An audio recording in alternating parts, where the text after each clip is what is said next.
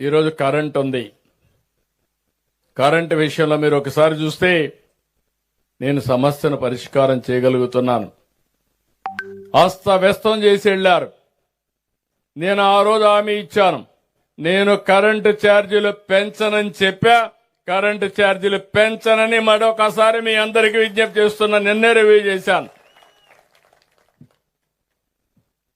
ఎందుకంటే అనేకమైన వినూత్నమైన కార్యక్రమాలతో ముందుకు పోయాం. ఇంటి మీదనే కరెంటు తయారు చేసుకోవడం, సోలార్ ఉత్పత్తి చేసుకోవడం, మీ పొలంలోనే కరెంటు ఉత్పత్తి చేసుకోవడం కుసుమ్ ద్వారా, ఇంకా అవసరం సబ్ స్టేషన్లోనే కరెంటు ఉత్పత్తి చేసి అక్కడే ఇచ్చి ట్రాన్స్మిషన్ లాసెస్ తగ్గించడం, ఇలాంటి వినూత్నమైన కార్యక్రమాల ద్వారా భవిష్యత్తులో కరెంటు ఛార్జీలు పెంచకుండా క్వాలిటీ కరెంట్ ఇచ్చే పరిస్థితికి వస్తాం.